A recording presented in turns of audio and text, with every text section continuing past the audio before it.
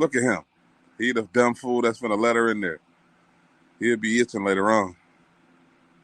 You nasty dog. If your wife saw that, you know she gonna kill your ass. Lot lizards. Look at her climbing in that rig. She gonna get that $12. What up, though? Welcome to the Changing the Narrative podcast. We're here to let the people know that a diagnosis is not a death sentence.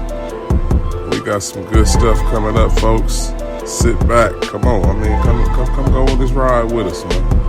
I promise you, it's gonna be like that. Changing the narrative. Being old. Thank y'all for tuning in to Changing the Narrative. Let's go.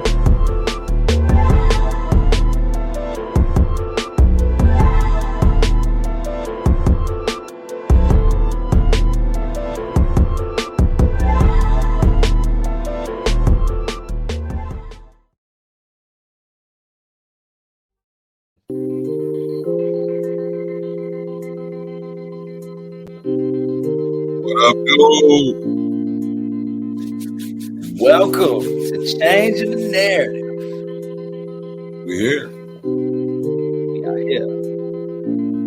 Introduce yourself, man. Let the people know who you are. What's good with it? My mind. Miss Changing the Narrative himself. I'm here with my partner. Let them know who you are, sir. That's right. It's your boy, life coach Jeff Relaford. We just out here trying to shut it down, man. We got these two minds coming together, man, to create some greatness here. Man, that's all it is. It's Definitely. divine. It's divine at that. All day, man. You already know. Man, straight up. We sat up here. We did a word of prayer before we started. All that. All that. Yeah, we keeping it real over here. But, like my man said, his name is Armand. And, I want to be real honest with y'all. When we had the concept, it wasn't even my concept for the show. You know what I mean? My cousin, he sat up here. We affiliated. I got him introduced and linked up to some of my people. He started some stuff. You know what I mean? And then he was already thinking about, wanting to link us up. I didn't say nothing about it. I didn't know what the hell was going on. You know what I mean? But then you said something to him. Y'all talked about it. And y'all say, hey, Jeff, what you think? I'm like, hey, let's get it. You know what I mean? Yeah. So just let them know the concept, bro. Man, changing the narrative. What all this come from is that I'm a 40-year-old. I'm soon to be 41, Lord's will. December 20th, I'll be 41 years old. I need a kidney. I do dialysis 3 days a week, Tuesday, Thursday, Saturday. I need a kidney. Mm-hmm. And changing the narrative aspect comes from when you hear dialysis, you know what I'm saying? You automatically get a certain perception of what it may be, consists of, and you really don't know what it really is, how deep it really is. Every time I sit down in that chair, get them needles poked in me, my life is in danger. Anything can go wrong. You know what I'm saying? It's major. And, it's something that I don't take lightly. Mm-hmm.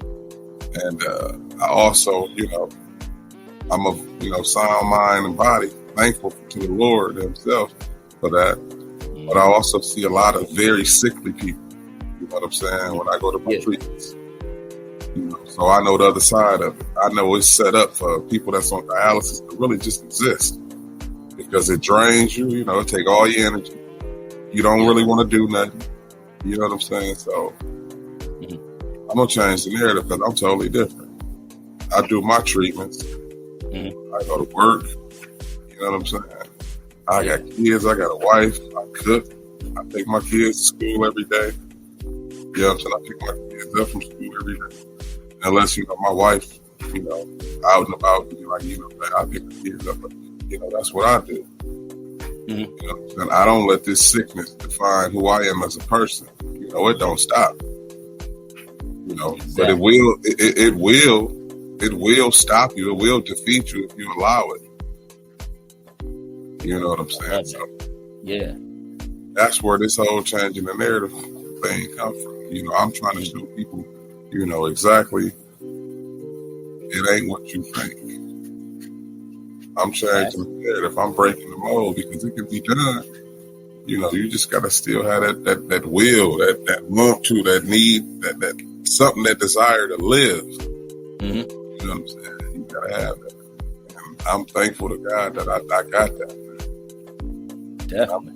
I want the world to see. You know what I'm saying? That's okay. You know, the diagnosis is not a death sentence. That's it is. That's what I was waiting on. Yeah, that's the motto here on Changing the Narrative. I'm gonna say it again. A diagnosis is not a death sentence. You know, these doctors tell you, you know, if something going on with you, you automatically think the worst. You automatically, you know, you're gonna fight for a minute, but then you give up. Nah, you know, you just you take that punch. You know what I'm saying? That sounded like you took a punch right there. You threw something. I did. You know, we lied though. That's what happened. You take that punch. You know what I'm saying? You dust yourself off. You get back up. You know what I'm saying? You keep it moving. Mm-hmm. I'm here to show you the people. Tell the people it can be done. I do it every day. Mm-hmm. We changing the narrative, baby. Come on this ride with us, man. I'm telling you. That's right. We got some stuff in store. I promise you we do. And see, that's what I love, man, because the thing is, see, when I met this brother right here, you know what I mean? It was just, it's his spirit, you know what I mean? It's the fact that he got that dog, you know what I mean? That thing in him. He has the will to live. You feel me? And the thing is, you come across people, and we don't, it's not like we live life and we don't come across people that want to give up. Mm-hmm. You know what I mean? Sometimes we got to talk people down off that ledge, you know? Yeah. And we not even going to say that you don't have bad days. You know what I mean?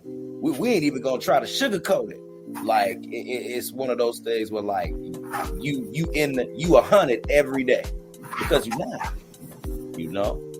And one thing I really look forward to with starting this whole thing is really tapping into your mindset, bro. You know what I mean? Man. Go further along, it's that day-to-day, dog, because I know it's something, you know. Yeah. Listen. Yesterday, you know, you and I were talking when I was at dialysis. Yeah, definitely. Yeah. You know what I'm saying? You saw for yourself with your own eyes. Yes. And before I get into, you know, my spiel, you know, mm-hmm. and before, you know, because I know you let me know you had some footage. You know, we're gonna show the footage. Yeah. But before we show the footage, I want you to tell the people your thought process after seeing the entire setup of what really, you know, what it really is from what you may have thought it was initially. And I'm gonna be honest, you know what? Real talk, I didn't even have like a certain outline, a perception of what it was. Okay. You know what I mean? Right. Because, you know, I've heard people talk about dialysis before with different things. You know what I mean? But when you said kidney dialysis, you know, I was like, oh, wow. You know, I've heard people talk about it, but to see it, like you mentioned earlier, talking about the 2 needles in your arm and everything, you know, and I said, dog, what is that? You said blood going in, blood going out. I had to ask that question again because for me to look at you and to fathom the idea of you receiving blood and removing blood, you feel me? Because you just got to get, I don't know the whole process, but you removing the mess out because it's not good. The toxins out there, it is. You getting the toxins out. Yeah. See, the whole thing is our kidneys, they work as like a filtration system. Okay. So it filters all of the bad things out of your body. Like when you urinate, you know what I'm saying? When you take a dump, you know what I'm saying? That's what the kidneys do. It's a filter. It filter everything out. Okay. And by both of my kidneys being bad, like I still, you know, by the grace of God, I still produce urine. You know what I'm saying? I'm still able to pee. I'm still able to, you know what I'm saying, take dumps. You know, because there's a lot of people that's on dialysis that don't pee unless they on that machine. Really? You know what I'm saying? Yeah, they don't because when they're cleaning the blood and they got that saline drip that's in there, it's I don't know what it is about that saline, but it flushes your body and they gotta pee. Like really, P and a number 2. You know what I'm saying? I'm sorry. I hope that, you know, I ain't trying to gross nobody out, but you know, here on this show, we had uncomfortable conversations that has to be had, my boy. Let them know. You better let them know. The uncomfortable conversations that need to be had. We right here, changing the narrative. We about that. Right. We doing that. Oh, okay. We doing that, man. Real is the new real. Let's get back to that. Let's normalize being 100 all the way around. Yeah. You know. But anyway, back to what we were speaking on, my brother. Yeah, the kids, you know, they work as a filtration system. Excuse me. And by me, you know what I'm saying, mine not working properly, that's what I go to dialysis for them to, you know, manage the toxins, because I don't, you know, I don't have like a weight overload and water overload. My weight is pretty, you know, I maintain my weight properly. It's just the toxins. And that's where that dialysis kick in at. You know what I'm saying? Because it remove all them toxins. You know what I'm saying? It's rough, man. It is. It's rough, man. But you know, like I said, what can you do, man? Now, go ahead. I don't mean to cut you off. I just want to know. Go ahead. How did you Was this were you born like this, or was this a progressive thing? Like, what happened? What led up to this? You feel me? So check this out. No lie. When I was like 18, 19 years old, maybe 20, I was living in Dallas, Texas. I was young. I was, you know, the doctor told me that my blood pressure was a little high, you know. Okay. I ain't think nothing of it. Young, whatever. I'll self-medicate. I'll stop eating salt. I'll do this. I'll do that. Okay. And, you know, I ain't think nothing of it. So we're going to fast forward 20-something years later. Here I am, a 37-year-old male. You know, it's crazy how it all went down, though, man. First and foremost, shout out to my wife. You know what I'm saying? We've been married 6 years. We made 6 years in September. That's what's up. And we was on the outs, man. We was gonna get a divorce. Really? Yeah, man. We was gonna get a divorce. And I wasn't staying at home no more. And I was feeling sick. You know what I'm saying? But I ain't think nothing of it. And one day she brought my son to see me. I was at the barbershop with my brother. She brought my son to see me. You know, she said, man, I want to go see Dad. He came up there, chopped it up with me. And she was like, you know, Dad, he don't look too good. He look a little sick. So I was like, yeah, he do. So I ain't think nothing of it. But, you know, I had I could eat. Couldn't use the bathroom. Man, it was like I had sharp pains in my stomach. It felt like somebody was stabbing me, man. I'm like, wow. Dang. I'll never forget, man. It was the 4th of July. I was at my uncle's house. And I called my wife. I'm like, man, I just want to come home and sleep in my bed. That's all I want to do. And she was like, okay. She came and picked me up. I went to the house. You know what I'm saying? I came back home. I took like 1,000 showers that night. That's the only thing that would calm me down because I couldn't sleep. Okay. So I had finally fell asleep, and she said when I was asleep that she could see my dang old heart beating. My chest was beating. And she said, oh, hell no. He ain't finna die up in here tonight. That's what she was saying in her head. She was like, tomorrow, I'm taking this nigga. I'm taking him to the urgent care. We finna, now, sir, he not on my watch, and we finna get a divorce. My folks be think I'm trying to kill him or something. So I'm asleep. I get up, I go to the restroom. I remember this like it was yesterday. And for some reason, my eye was itching or something, man. And I ended up scratching my eye. Yeah. And I scratched my cornea and I couldn't see out of my eye at all. Like this, man, I scratched my cornea. I couldn't see. So that was her way for me to go to the hospital because I couldn't see. I'm like, man, I go. Like, what could it be? Man, we got to that urgent care. It was July the 5th. Okay. And, man, we get up in there. We waited for a while. And they finally take me back. Man, they do my blood pressure. And my blood pressure was like 250 over 190 or something like that. It was some outrageous number. The little girl that took it thought it was broke. She went back, you know what I'm saying, to try to take the machine. My wife had left. I didn't even know. She snuck out and went in there. That machine ain't broke. Send him to the ER. Y'all better not let him go home. Yeah. Man, they sent me over to the ER. I'll never forget. It was a full moon. It was full up in that mug. It was jumping like a Detroit hair show. You would have thought they was giving something away up in that mug. It was so packed. Okay. Bro, I wasn't sitting down 10 minutes. Yeah. They called me back. Got me in the room. Man, they got them IVs going and got to pump some blood pressure medicine in my body. And yeah. You know what I'm saying? They ended up admitting me. Man, all I remember being in pain, going to the bathroom a couple times, trying to go. Yeah. And just being in pain. Like, it was unbearable. I had never been in so much pain in my life, man. And I remember, falling asleep, waking up to them saying, "Oh, Mr. Baskin, you got to start dialysis. Your kidneys are failing. You got to start dialysis immediately." I'm like, huh? No, I ain't starting. Okay, well, you'll die. I was like, so I'm starting when?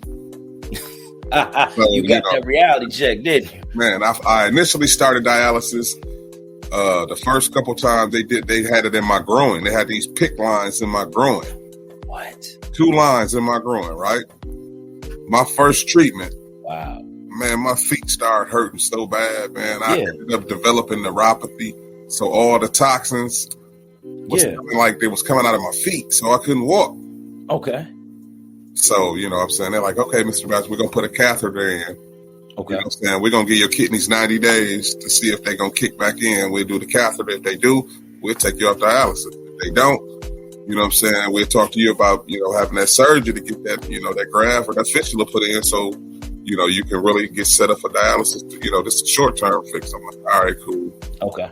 So I'm in the hospital, you know what I'm saying? I'm in ICU. You know what I'm saying? They had to do a biopsy on my kidney, to make sure I was good. Yeah. They do the surgery to put this thing on a catheter in, and it's a major surgery. They go through your jugular. You know what I'm saying? I had to, you can see that's where the catheter was at. Okay. Right there. So it goes through your jugular and it's a tube that go all the way by your heart to keep the fluid from pumping around your heart. Okay. So I get that surgery done, man. I'm like, agony. Because I couldn't move my neck. I couldn't move my head. And then I got to do the dialysis office. So they pulling and I can feel it. They gave me a cocktail. It was like morphine and narco. Man, they gave me a cocktail. Man, I lost my mind, man. I bet. It's literally because I think I'm allergic to the narco stuff. Or the morphine. I'm allergic to morphine or something. Okay. Man, I was out of it, man. I ended up talking all crazy, man. My wife ain't gonna be nowhere near me in the hospital. But I had no clue. You know what I'm saying? So, man, miserable, man. Like, dealing with that, man. Then you can't shower, man. I come to find out, man. They say I tried to kill myself trying to pull a thing out of my neck. You know what I'm saying? Man, I'm telling you, it's deep, bro. Man. So, imagine that. Yeah. Not to mention, you go in this hospital one way, like you go in eating and drinking whatever you want to. Yeah. Being on I'm on a renal diet where I can't have no more than like 27, 28 ounces of fluid a day. Then you got to be taking 5 and 6 horse pills a day on top of meals, and I can't eat or I can't drink, man. So your life pretty much just changed overnight. I used to be, I was 275, man. I was 275. Oh, the pictures don't lie. We'll put it up. See, one thing about me, I told you, I keep it 100. I'm gonna show it all. I want to show everything. Yeah. I want people to know, especially my people, because we make up 64% of people that's on this thing. Black and brown. Wow. Those some high numbers, man. Man, real talk. And I want to say this. That kind of makes you think. And I'm telling you. See, y'all, I gotta let people know.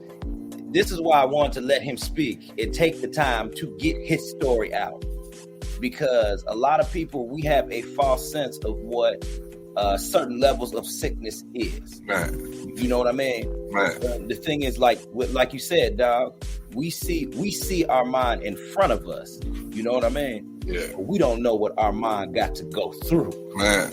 You feel me? Yeah. Man. And I'm gonna piggyback on what you said, because that's another part of changing the narrative. Mm-hmm. Sick doesn't have a look, man. Let's throw that out the window. Let them know. Sick don't got to look, because I guarantee you this much, and this ain't being arrogant, cocky, and nothing like that, but if you see me, you were to see me, walk up to me, you would never guess that I needed a kidney, ever. Mm-hmm. You would never think that I'm on dialysis, because sick doesn't have a look. You know, some people are sickly, you know, but they don't got no look. Mm-hmm.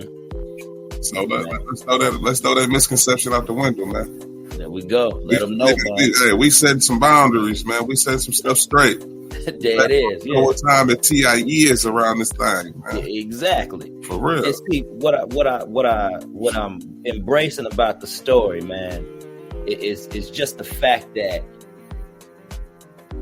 you literally are a walking change in the narrative, bro. Straight up, real talk, and there has to be more people like you. I know there are more people like you, but I feel that there needs to be more people on outlets and platforms like this to tell the story, to give hope. And it also, like I said earlier, man, those numbers are high. You said 66%, bro. In the state of Michigan? In the state of Michigan? Yes, sir. I'm sorry. I didn't mean that. Michigan. The state of Michigan. Yeah. Okay. Yeah. Wow. Yeah. And you know what, man? I want to meet these two brothers right here, man. I really do. Mm-hmm. Or at least get them on this show, get a couple words, something, man. So I know somebody that knows somebody that knows somebody that can connect us. That knows somebody. I want to speak to Mr. Freeway, and I want to speak to Brad Jordan himself, Mr. Scarface. Okay. 2 kidney recipients. Yeah. You know, they both needed kidneys. You know what I'm saying? Yeah. They both were on dialysis. You know what I'm saying? They both got that second chance, man. They living their life to the fullest. You know what I'm saying? They are the epitome of what it is to get that second chance at life, man.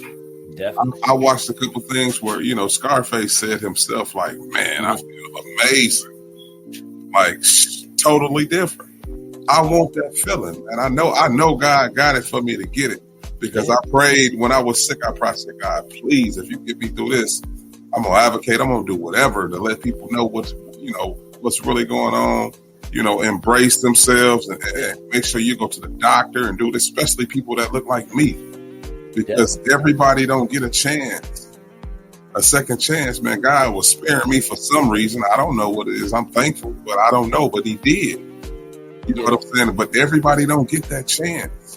You know what I'm saying? So I'm here, you know what I'm saying? I'm trying to live my best life. But if I get that kidney, man, life will be totally different, man. But I salute to anybody, any organ donor recipient, you know what I'm saying? Any organ donor, you know, shout out, much love to them.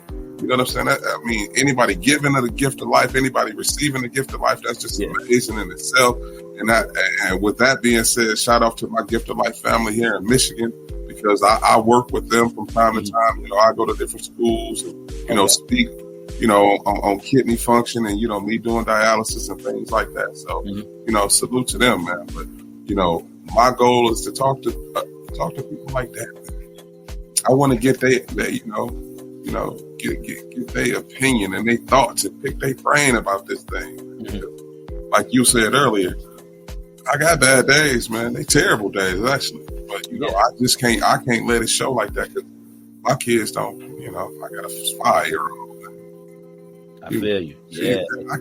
She don't know nothing about that. She know daddy's sick, but she don't really care like that, man.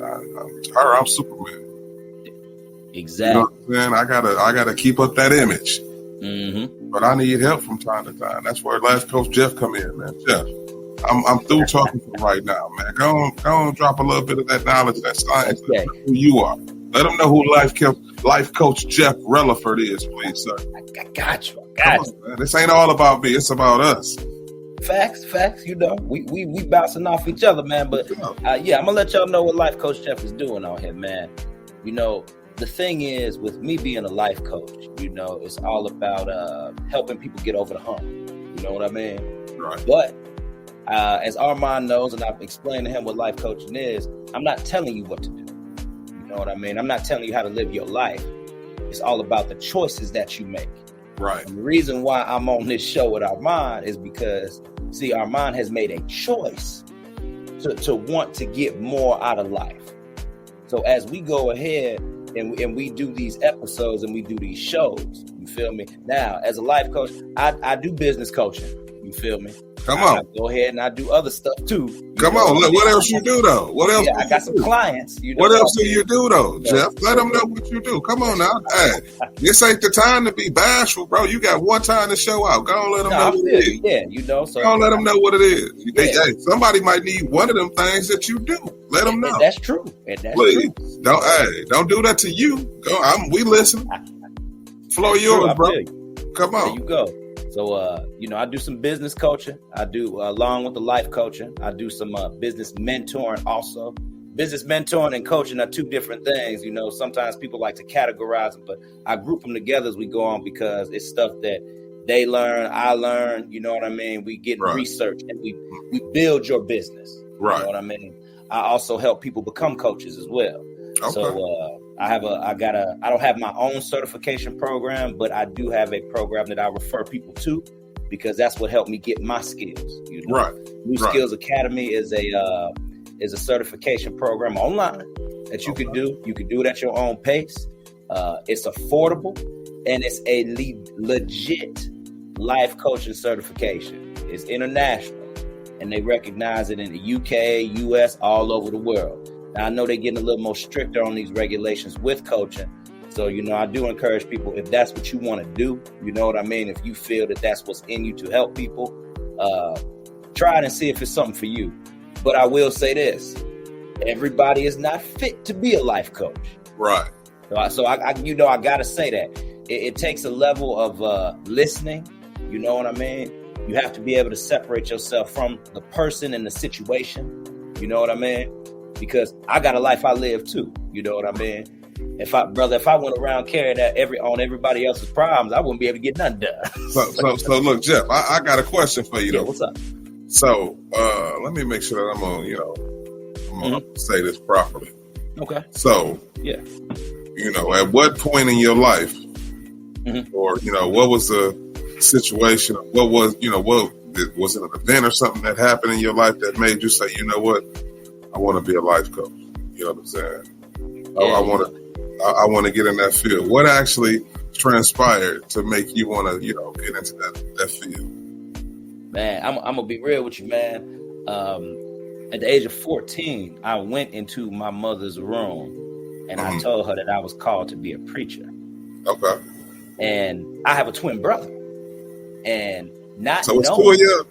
It's two of us roll around this bad boy, man. Okay. One day you're gonna meet him. One day I'm gonna make sure you meet him definitely. Right on. Take a trip up there, man. Shout out to your twin. Yeah, shout out to my twin brother, Jimmy Relaford, Jimmy Jerome Relaford. I'm gonna say his full name. Put it out there. Oh, you put his whole government out there. You out cold. Whole government. But not knowing that my brother was gonna come in. See, this is that twin shit, man. You know, it just happens that way. Not knowing that my brother was gonna come in right after me and say the exact same thing, bro. Yeah, stop playing with me. I ain't even lying, bro. That's just how it stack up sometimes. He said the exact same thing to my mom. So what happened was this, bro.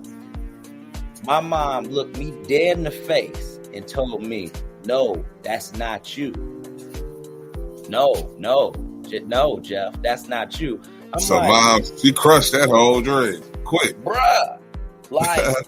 You know how it is in our community, bro. Man, you know come on, now, times have changed since I'm older now. I'm a little wiser, so I'm able to navigate. But you know how it is, man. When people cutthroat, man. And when you come to that realization with church, you know what I mean. It's one of those aspects where you believe that you can come and you can tell your family about the call in your life, and then they're supposed to embrace you. You feel me? I didn't get that. I got rejected. So I spent that part of my life from 14 all the way up into literally, dog, 28. You know, trying 14 years, bro. Bruh, literally like asking God. It's wild, dog. It's because I literally asked God what my calling was and what my purpose was, because I said, you know what?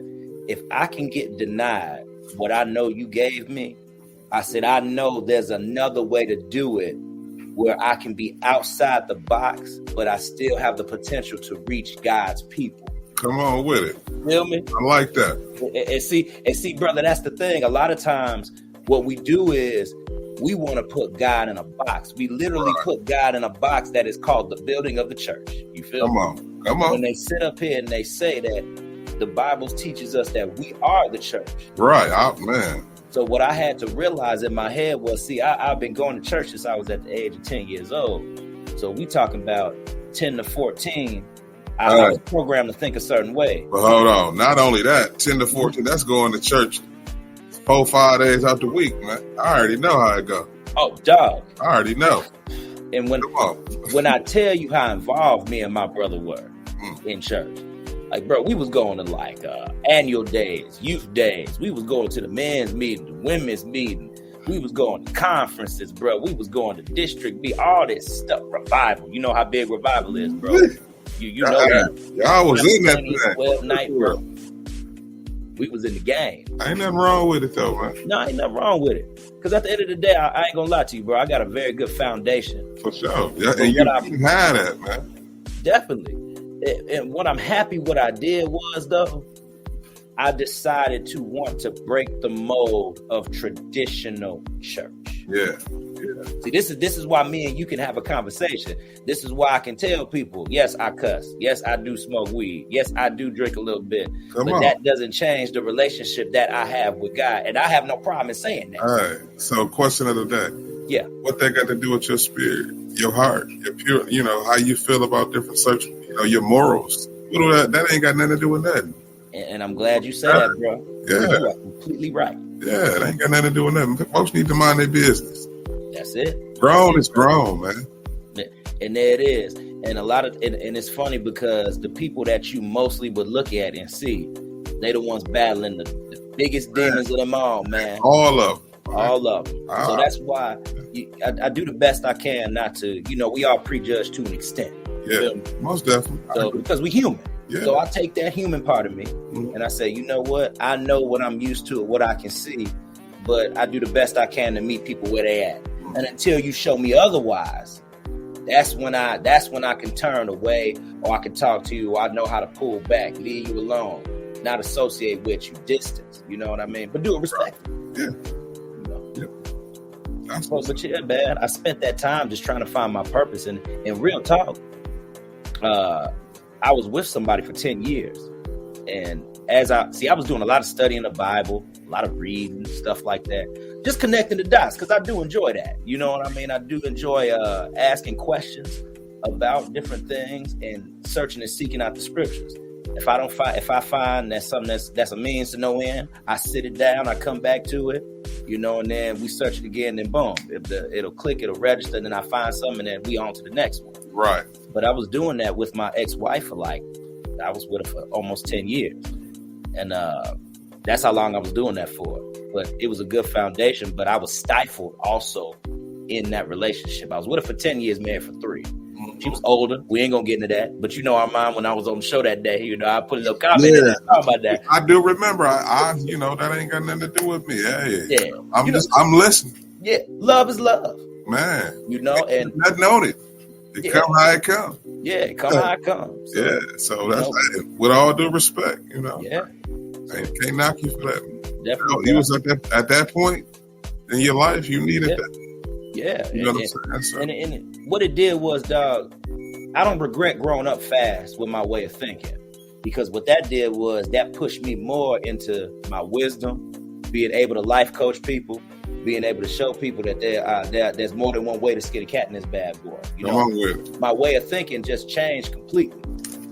My friends would always say, well, Jeff, don't you feel like you missed out on some years of life? You missed out on some stuff. Shoot, I ain't even gonna lie, bro. When I was going through the divorce, I was wilding out for a little bit, and I quickly realized that I didn't miss out on a thing. Man. Quickly realized that trouble. I didn't miss out on nothing. Bro. Some trouble. Yeah, bro. Ooh.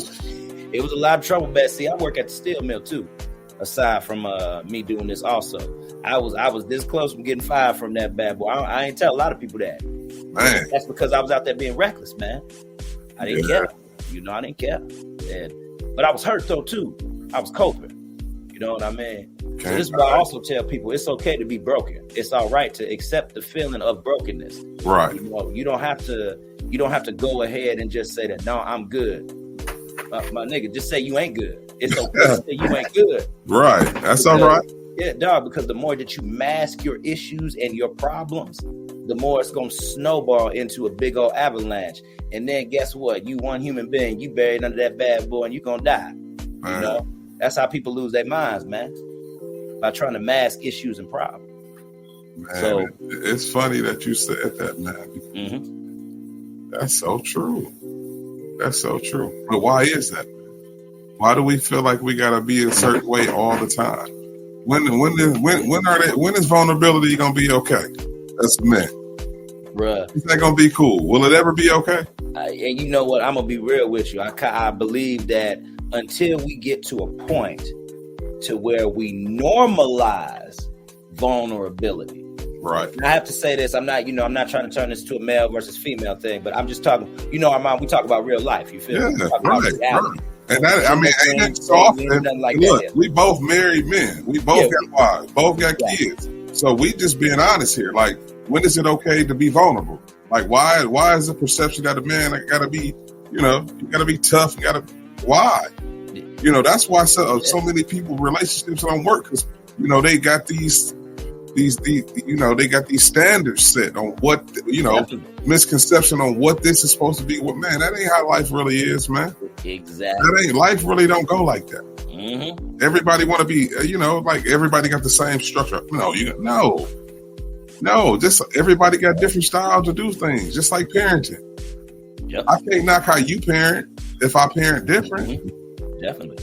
My bad, man. I'm sorry. I jumped off the edge. No, you good, bro. You good. I'm coming back down. I just, you need to normalize that, man. It's okay to have feelings and emotions and show it. Mm-hmm. There'll be a whole lot less more, stressed out bros out here. Niggas out here doing any and everything because they stressed the fuck out because they can't cry. Yes, or if they do feel like saying something or talk to somebody, they gonna get like, nigga can't wait till you leave to talk bad about it. Exactly. You know what I'm saying? Like, it ain't gonna get back to them. Oh, them niggas were dogging you out as soon as you left. Exactly. Wonder why motherfuckers be jumping off cliffs, shooting up clubs. I'm just saying, man. Shooting themselves. Honest, man. I'm just being honest right now.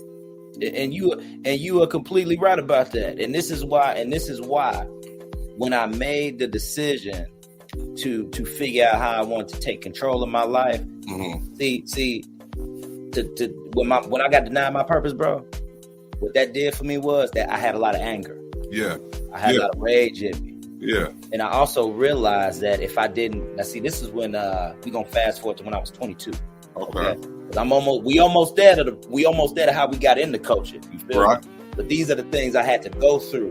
Right. So that way I can show people and teach this stuff as a coach. You know what I mean? I can show people these concepts because I had so much anger in my heart. And I didn't even I'm gonna call it for what it was. Hate. It was anger. It was hate, and with that hate, it was towards my mom. And because I got denied, and with that also hate, it was hate towards my brother because he got accepted. So it was constant comparison because he's a pastor. He is a pastor. He is a pastor. He just actually accepted a call in the pastor church this year, literally a couple months ago, bro. Really? Couple months ago. Yes, sir. So, that was always in the cards for him. That was the goal. You know what I mean? He said that's what God told him he was gonna be at. All right, bro, I ain't gonna knock. That's what God told you was gonna be at. That's it. But when I finally chose to deal with that anger and hurt at the age of 22, I saw a shift. Mm-hmm. So we talking about from the age of 22 to 28, I started to think different about people. Right. I started not to judge so quick. You know what I mean? I started to say that, if I really want to be a blessing to people, I have to see the blessing past some of that other anger, some of that mistrust, some of that other stuff that I've seen people do to me. Right, you know? right. Because you still got to give people a chance. Right. You feel me? Yeah, that's real. So that's why I said, like I said, until they show you. You know, I learned a lot from my family. My family showed me some stuff. Yeah. So I knew how to move. So I just took that. I took the healing part of it, and then I started to apply it to people. So then when I got my divorce, I knew my divorce. Now listen, now contrary to what people may say, people say, they say, Jeff, you're supposed to stay. God wants you to stay with your wife forever. Okay, I'm on. Now I do agree with this. When you equally yoked, you feel me? When you got good balance in that bad boy and y'all see eye to eye. Right. But nowhere in that Bible or any book or any denomination or any religion does it talk about you being miserable. I just want to throw that out there. I mean, It does say to work out the issue. Yeah. You feel me? But if one doesn't want to work out the issue, it's deuces. It's okay to depart. Because you're not supposed to carry on other people's baggage. Yeah. And the last I checked, a walk is individual. Man. Feel me? Healing is individual. Getting your knowledge and trying to press to be a better person, that's an individual thing. I can't force that on nobody. Man. How me and my wife operate, I don't even force that on my wife. Right. Like I told him last night, and you said you watched the podcast. So when like I was telling him last night, I said, me and my wife, we understand that my issues aren't her issues, but I need to be there as her husband, as she needs to be there as my wife to comfort those issues. Right. Not necessarily take on the problem. Right. Because she can't change that for me unless I change it. Right. It's all about accountability. You feel me? Especially if you're confiding in her, or she confiding in you, vice versa. You know what I'm saying? Yeah. It has to be that way. That's the only way it'll work. Definitely, bro. Definitely. Boy, man, bro, I'm telling you, and I'm telling you, dog, we only at 22 right now. Now the 22 to 28 span was me more so putting in the time to my marriage, trying to make it work. It was certain things that I knew would work. You feel me? Mm-hmm. You know, it wasn't until I met my wife now that I know that I wasn't crazy with my way of thinking, because this is what's helping sustain my marriage. Right. You know what I mean? Yeah. So I know I wasn't crazy. So now I'm like, all right, Jeff, clap on the back. But I had to go through some shit to get to that point.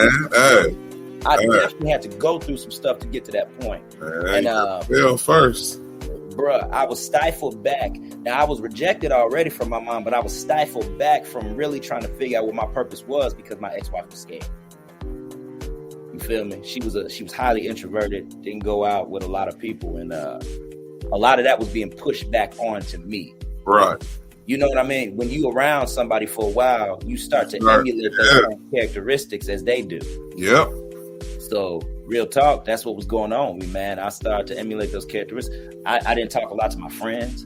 My friends thought that they couldn't come around me because they believed that my ex-wife just did not like them, you know, or she was being very territorial. Now, see, this is real stuff. See, it's a lot of stuff, bro. See, some of this, you getting this for the first time. I never said this to a lot of people. I'm listening, man. Hey, this go ahead.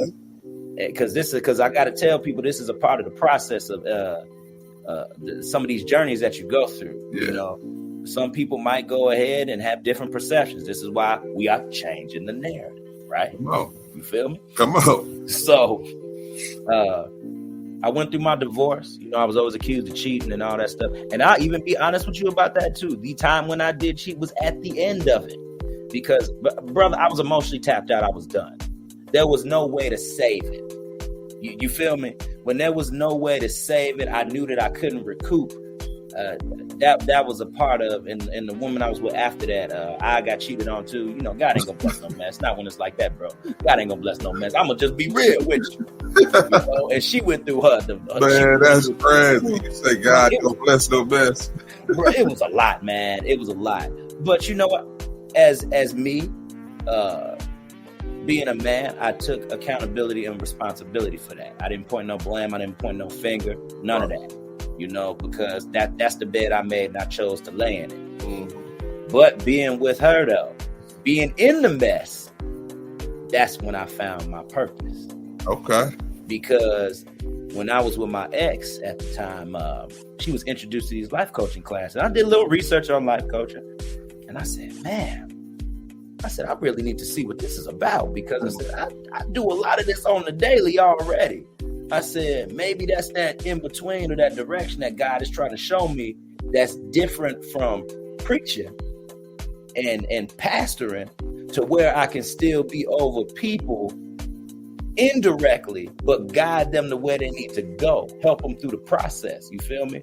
Because sometimes you can't get that from your pastor. True. You can't get it directly from him.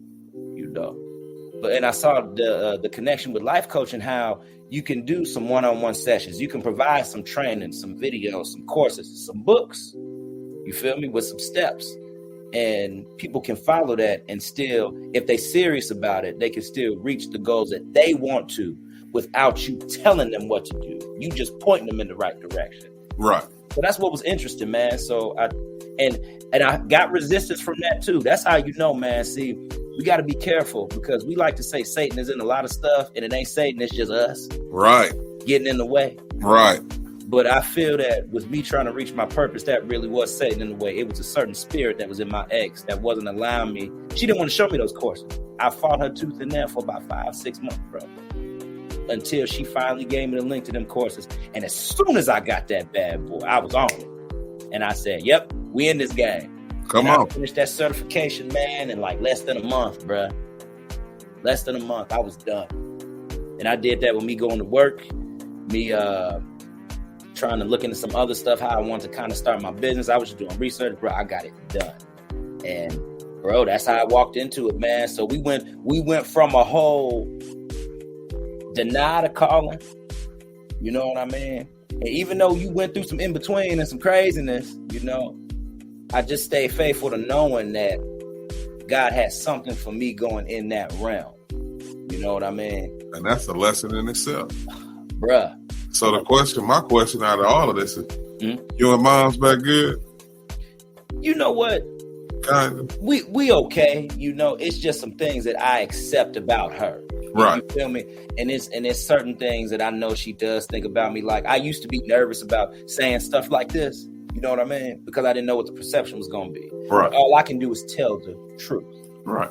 That's all I can do. So that's why I feel comfortable saying this. And me and my mom, we okay. You know, we have a lot of shorter conversations and longer conversations. Right. But it's something. You know what I mean? It's something. So, you know, I know my mom loved me. I love my mom to death too. But sometimes, you know, you just gotta, you know, long handle spoon. That's just how it is sometimes. That don't change the love that I have for her, though. Right. You know. So I get it, man.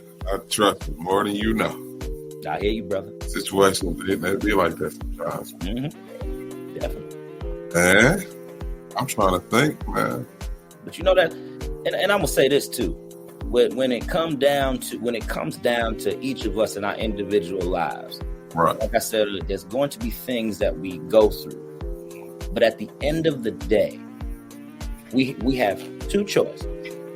And I always tell people this: we have a good choice and a bad choice. Right. Positive choice and a negative choice. Right. Now, we always put consequence with something bad. Right. All a consequence is a result of the action that you chose to take. That's all a consequence is. It's an action based on the result in which you want to go, left or right, up, down. You feel me?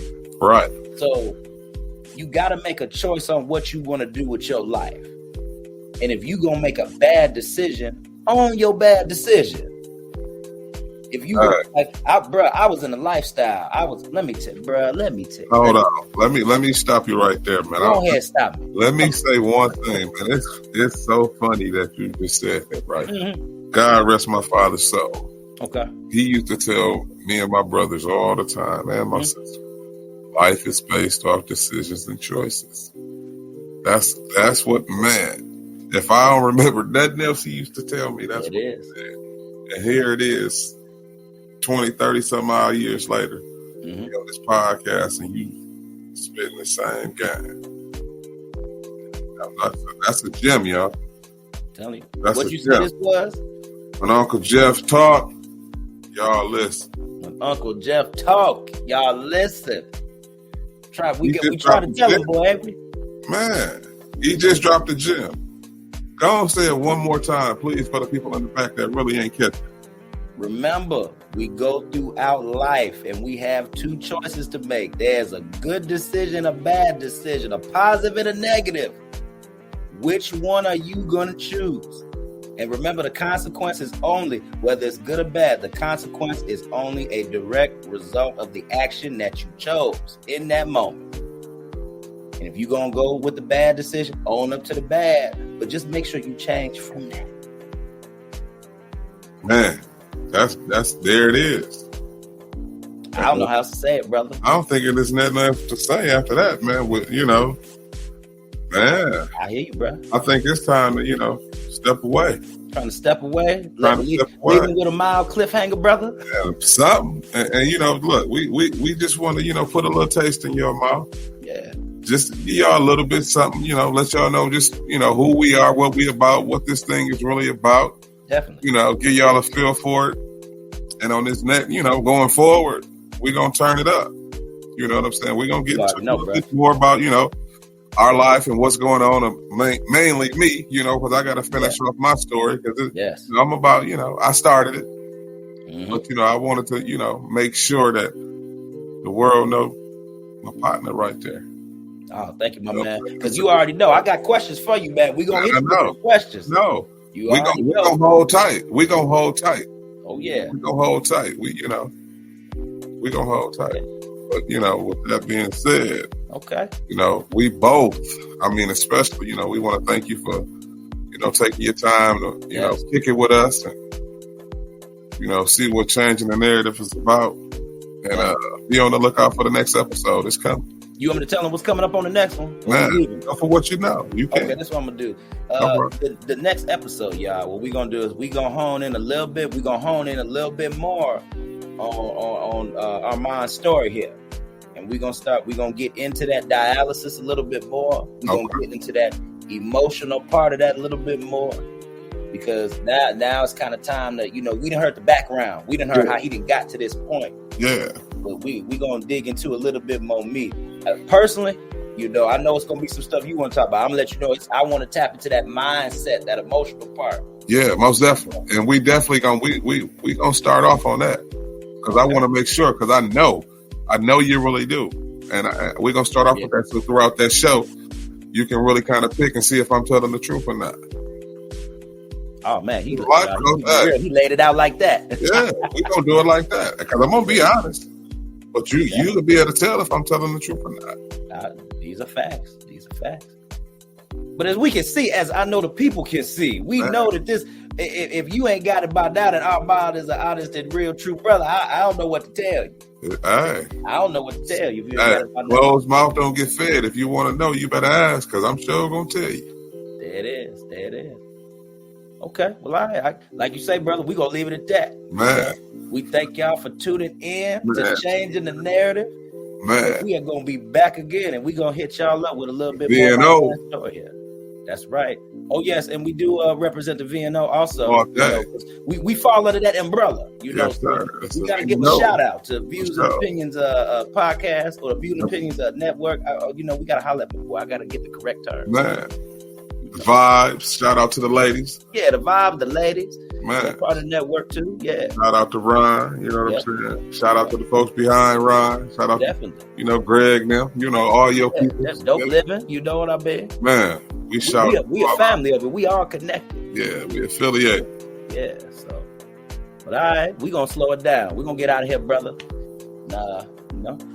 Peace out. Till next time. Yes, sir.